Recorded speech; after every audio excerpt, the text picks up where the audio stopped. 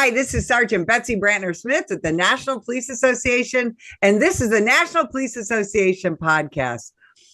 I have with me today a guest who a good friend of mine said, you got to talk to this guy because he's doing some amazing work for law enforcement in this country. He's a busy guy. He's a dad. He's a business owner. And he's from my native Illinois. And he's doing something so extraordinary that I knew that you had to meet him. Dan Marquardt, welcome to the show. Thank you so much, Betsy. It's an honor to be here.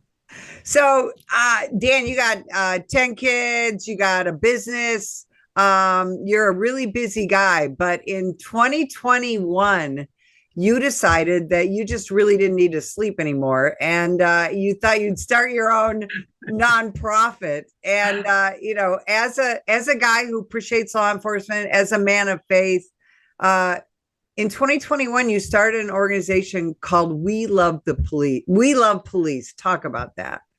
Yeah, it was really something that I was called to start. And back in the Trayvon Martin era, we actually I was so burdened by what police in America were dealing with and the demonization and all the hardships and the lack of support and the media skew. And I just said, we got to do something. So we actually hosted back then. We hosted an event. We just did a thank you police event. We had about 350 officers and spouses here at my business. And we had a motivational speaker who everyone knew at the time. And it was just a great event. And I had so many moving comments from officers about that event. So I just said, wow, we got to do this again. And then with the busyness of life, it went on the shelf. And anyhow, We Love Police really, as I said, was a calling and something that I had this vision, wanted to see it become reality.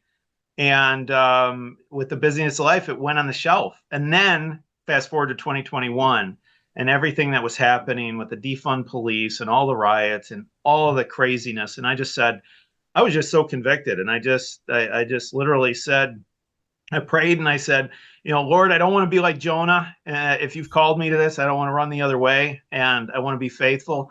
You'll provide the resources and the time and the vision and to make this a reality. So and he has, and I'm super grateful for that. So yeah, in 2021, we became a 501c3, and it's been a long journey of patience, but just last month, we actually launched our social media campaign nationwide, or I should say actually back in April.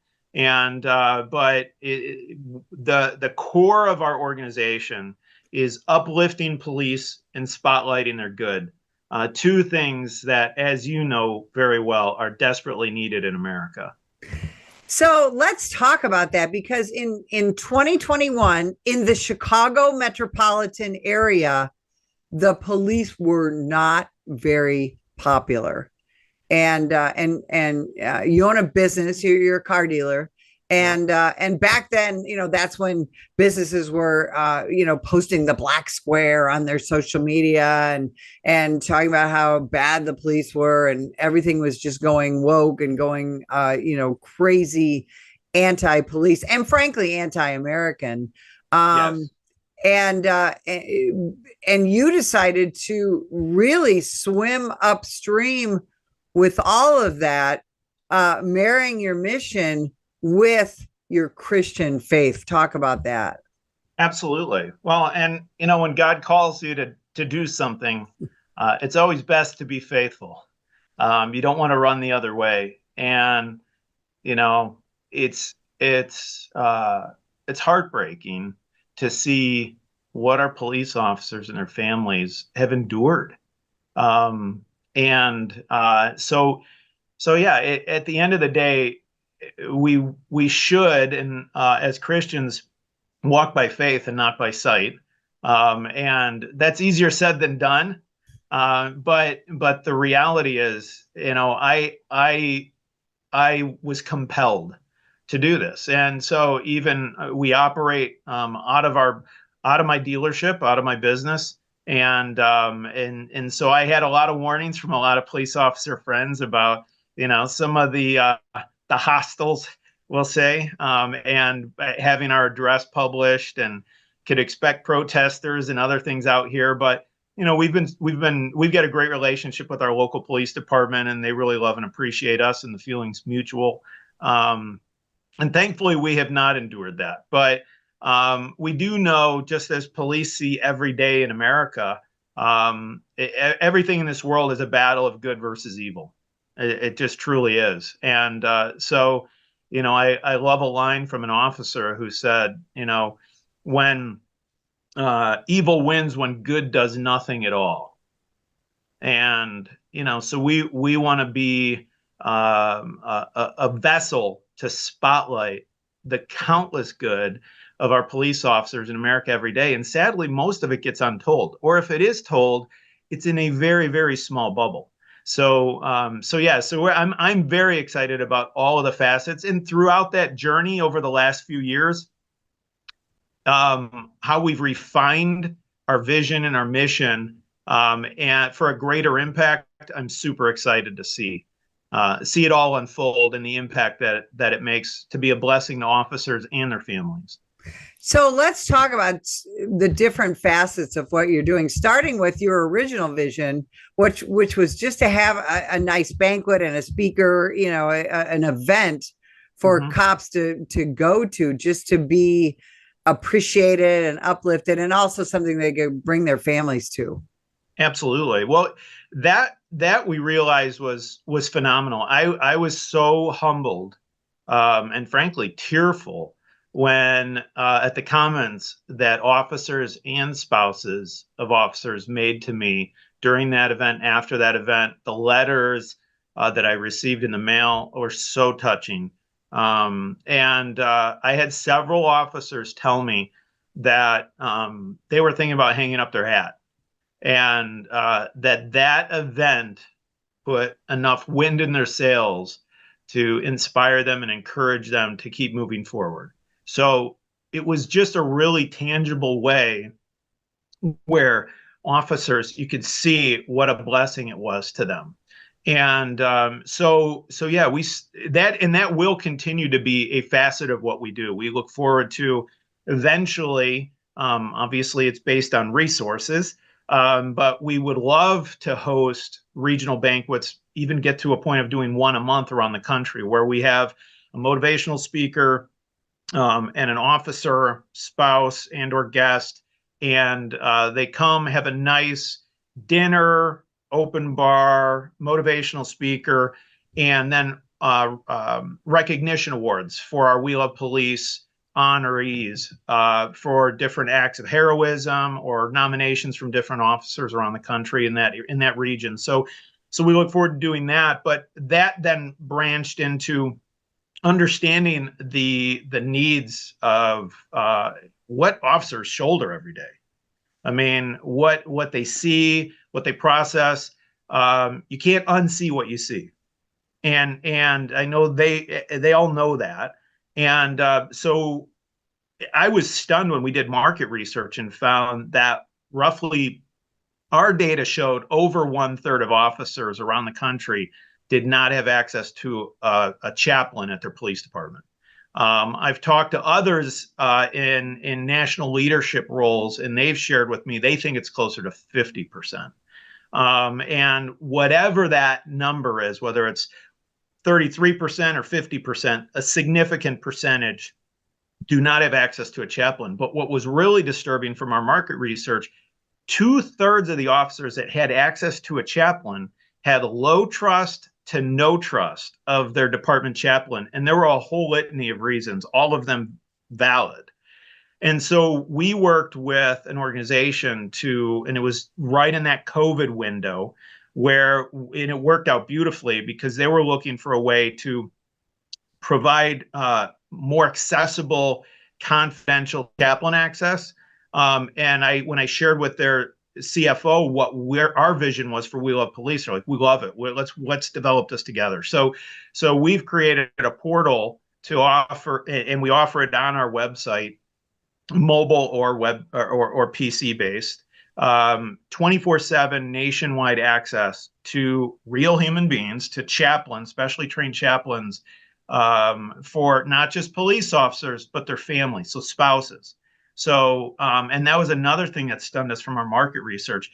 97, so of the small percentage of officers that had trust of a chaplain, first off, that had access to a chaplain, that trusted their chaplain, of those that used it, 97% said their spouse had never been uplifted or ministered to by their department chaplain. And I just feel that's a huge travesty.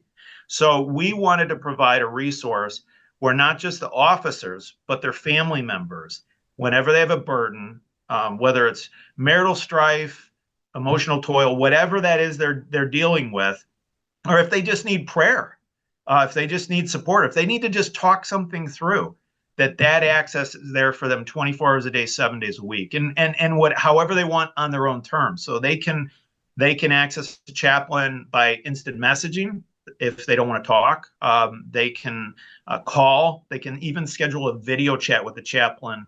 And if it's a crisis situation, our chaplain organization, our partner, actually has chaplains on the ground in almost every major metro market in America. So even if it's a one-on-one meet, they can do that too. So that's a huge need that's out there right now, and I'm super excited for it to be utilized a whole lot more. But officers and their family need to know that this is available to them. Well, absolutely. Just knowing that someone is praying for you, and I know this from personal experience, being out there, it's 2 a.m, horrible stuff's happening on patrol and this and that. Just knowing that you have a chaplain or a church body praying for you is just so extraordinary. And then being able to get your family involved and the fantastic use of technology. Again, back in the 90s and the early 2000s, you had to find time to go see somebody. Then you had to find somebody to go see. And like you said, cops tend to be very distrustful of mental health professionals, sometimes of chaplains, especially if they're associated with the department, because when we're talking about police mental health, there's a lot of cops that have been, frankly, abused by their agencies, by the mental health professionals that were supposed to be helping them. And then when you talk about families, like you're a business owner and a dad, that whole situation's a team effort, right? Yes. You and your wife. And it's the same thing in law enforcement, being a cop, whether it's the husband or the wife, sometimes it's both. And it's a real team effort to just keep it together. And right. So bringing the families that's extraordinary foresight on your part.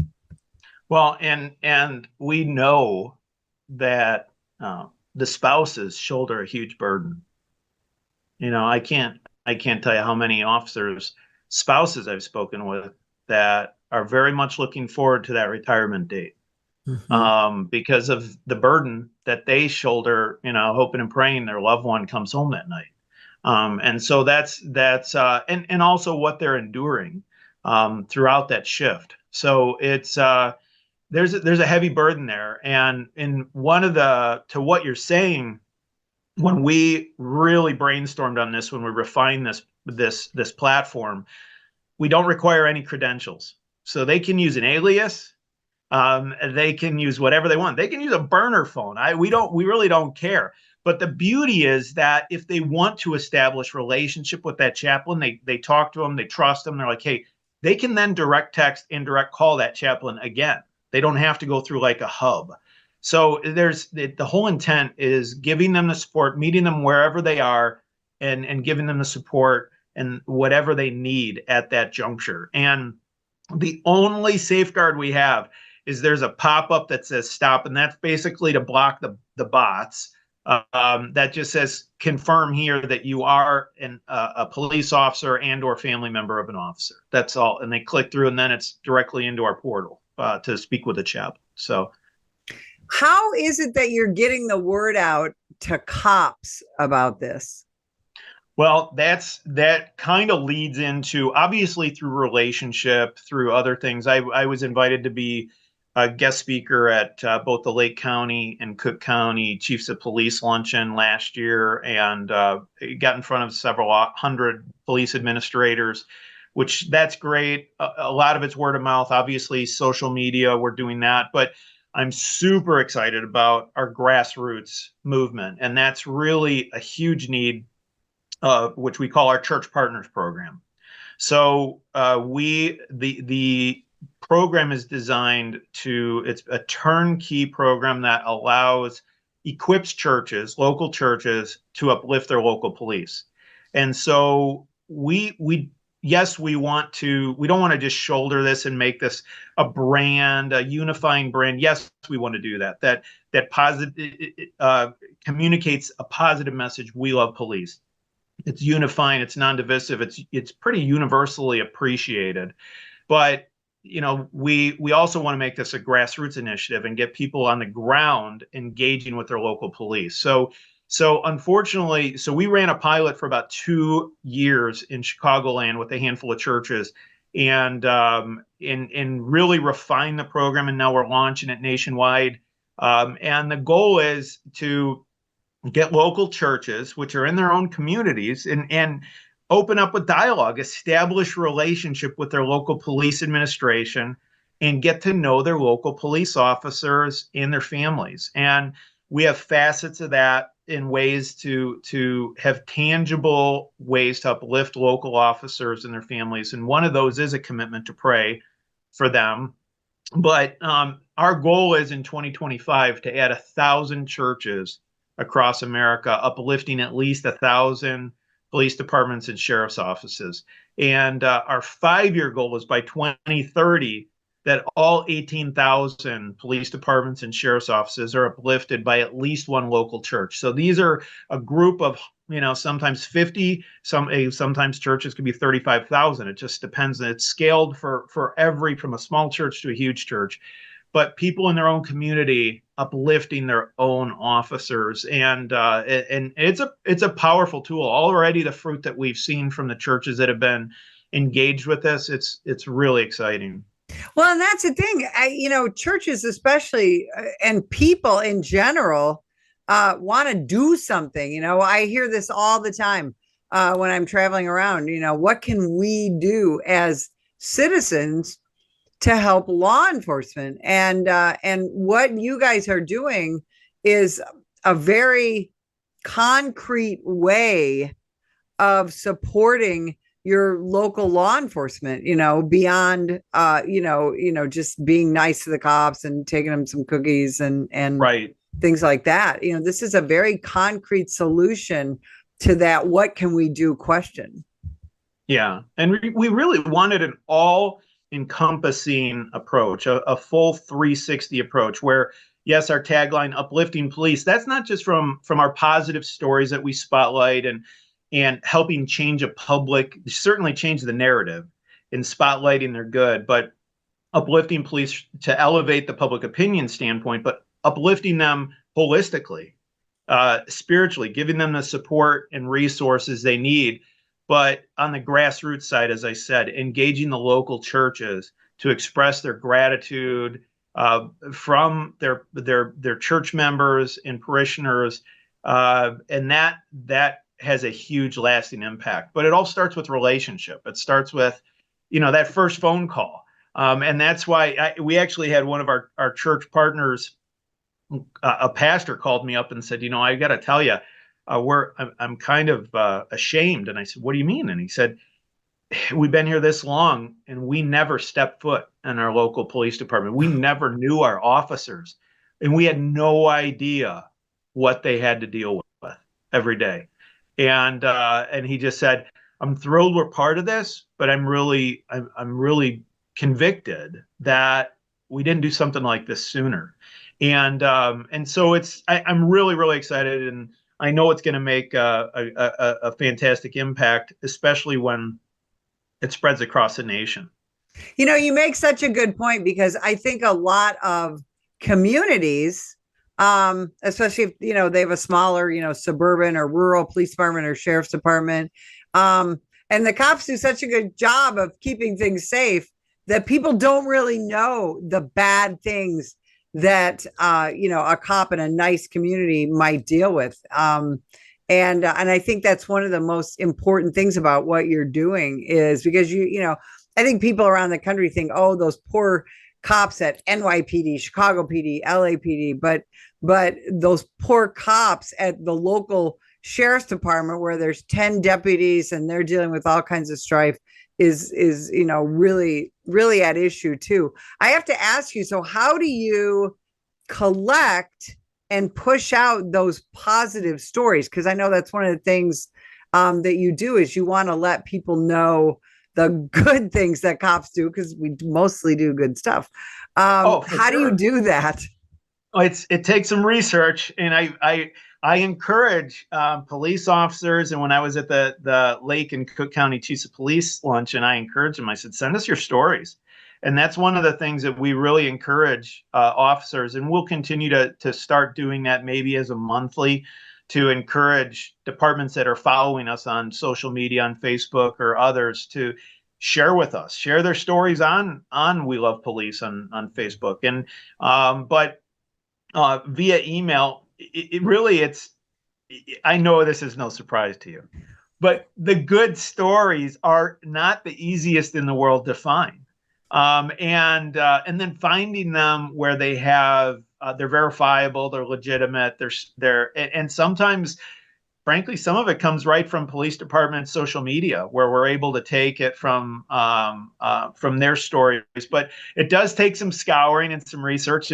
But it would be fantastic if departments just started inundating us with their positive stories. So we would welcome that. So and they can directly email stories@welovepolice.org. That's one of our intakes for stories. So that's an access point. But and citizens can do that as well, right? Oh, absolutely, absolutely. And if there's a great story, whether it's a local paper or it's in no paper at all, or a news channel, a lot of them are nationally or locally news covered from a local news station. But really the key is getting the word out on all of these positive stories, because they're endless, and we all know that the recycling bin that the standard media loves to sell bad news and make it sound like that's the norm, and we want to try to counter that as best we can. So the more stories people send us, the easier it is on us to promote the good. You also have merchandise. I was looking at all your merchandise before the show. You got some really cool stuff. Talk about that. Thank you. Yeah, we have a company actually in your neck of the woods that made in America products, which we're very proud of. But yeah, the We Love Police merchandise. When we actually designed our logo and came up with our branding with our tagline, "Uplifting Police and Spotlighting Their Good," we wanted something that was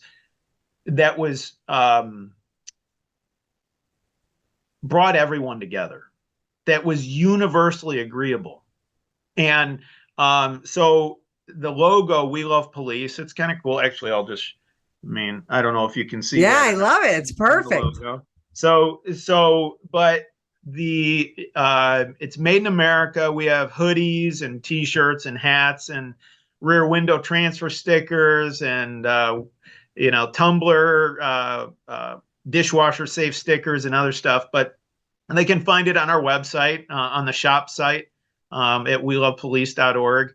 And really, our intent was, what would, if a police officer spouse or a police officer themselves pulled up to a civilian vehicle or any vehicle on the road and saw this, or was at a fill in the blank event, or at a hardware store, wherever it is, and they saw this message, this branding, "We Love Police," to put wind in their sails, to give them encouragement, to give them a pat on the back, to say, hey, we're not in this alone. Because the reality is that the vast majority, and I say vast, I think it is surpassed 80% of America truly loves and appreciates our police. Unfortunately, that narrative doesn't get out there. And really, so not only are people supporting our organization when they purchase our merchandise, but they're sending that message in their community and to those that oftentimes they don't even know who's seeing or looking. They're sending a message subliminally and overtly that police in America are truly loved. And that narrative can't be said enough. Yeah, absolutely. Dan, tell everybody again about the website and all of your social media, because you have a lot of it. Where can people find Absolutely. So it's just welovepolice.org, very easy to find. And we are on Facebook, We Love Police, and Twitter/X. We're on Truth Social, and probably leaving one or two out of there. But, that can give everyone a good idea where to find us. But, obviously being a 501c3, we are relying on funds. No one from our organization takes one penny. 100% of our proceeds go to help police, provide greater chaplain access, and then obviously our church partners access. But a lot of those resources, when they come in, are going to help fund our police banquets, our regional police banquets. And those are pretty costly to put on. And we want to make them a home run event. So it's tax deductible contributions. So if people want to donate, they can donate right at the top of our site. But subscribe to our newsletter too. We have a newsletter as well that showcases spotlight stories of the week, and then also so people can sign up for the newsletter. But donate, shop, anything. But definitely keep visiting We Love Police and like us on social media, Facebook, and send us your stories. Share with us. And really, this is one of those grassroots thing where word of mouth, and same thing on social media. The more we want officers to know that this resource is out there. The chaplain access and everything else is only as good as people knowing about it. And so really that's our hope. Spread the word and share it with police officers across America and family members so they know that these resources are out there for them. Yeah, I think, Dan, this is going to be absolutely huge. So I'm so grateful I got to talk to you, and I can't thank you enough for spending time with us today. And if you'd like more information about the National Police Association, you can visit us at nationalpolice.org. Every day, the brave men and women of law enforcement put their lives on the line to keep us safe.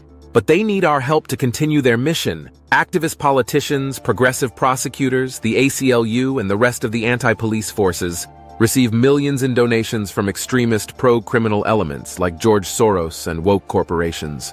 The National Police Association is fighting them in courts around the country, including the United States Supreme Court, defending officers who are being attacked for doing their jobs. Additionally, the National Police Association works year-round to pass tough-on-crime legislation to put and keep criminals behind bars. Consider going to nationalpolice.org and donating to keep us in the fight. Together we can win. That is nationalpolice.org.